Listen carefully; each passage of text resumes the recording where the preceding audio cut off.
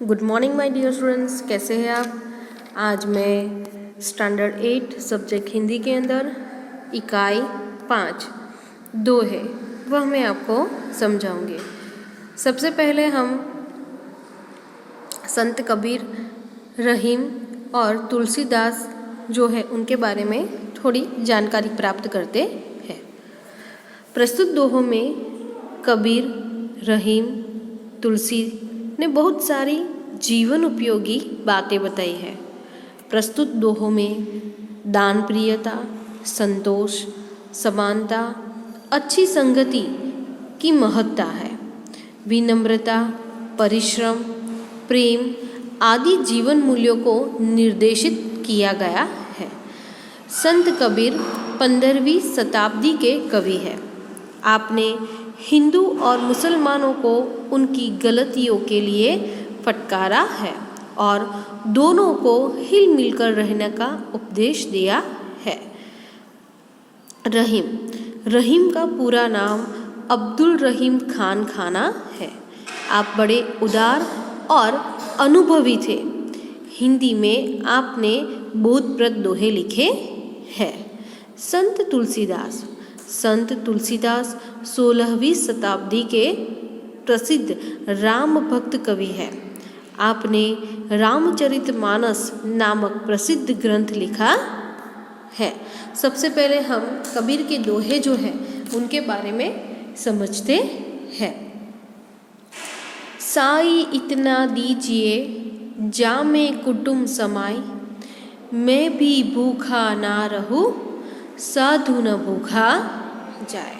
यहाँ पर कबीर जो है वह भगवान से प्रार्थना करते हैं कि हे भगवान, मुझे इतना ही धन दीजिए जिससे मेरे परिवार का लालन पालन हो सके, मैं भी भूखा ना रहूं और मेरे घर से कोई भी साधु भूखा न जाए। यानी कि कोई भी व्यक्ति मेरे घर पर आता है तो वहाँ भूखा वापस न जाए।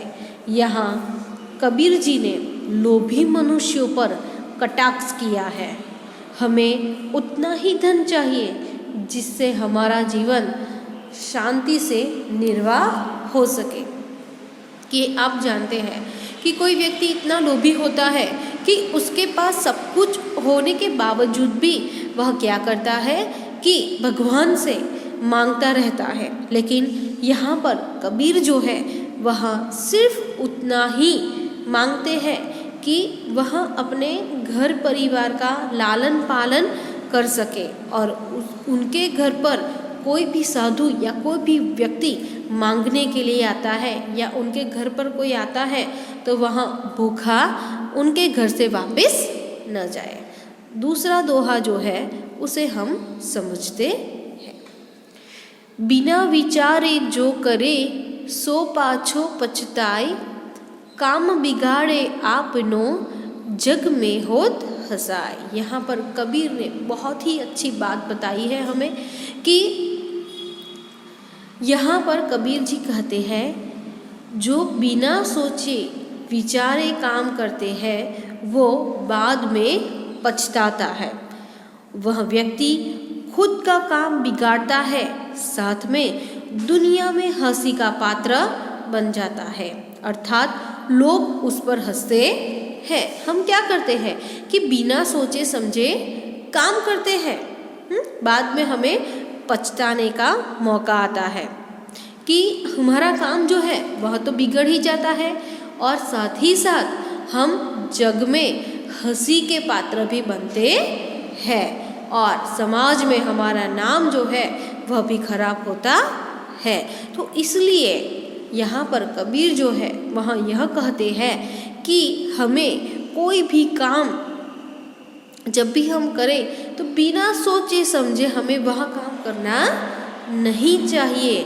सोच समझ कर ही वह काम जो है वह हमें करना चाहिए। घर वालों से, हमारे बड़ों से हमें वह पूछकर कि जो भी कदम उठाना है वह उनसे पूछकर ही उठाए। नहीं तो हम समाज में, पूरी दुनिया में हम हमारा नाम तो खराब होता ही है, साथ में हमारे घर परिवार का भी नाम खराब होता है।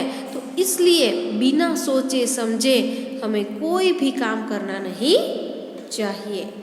यहाँ पर हमारा कबीर जी का तीसरा दोहा जो है उसे हम समझते हैं।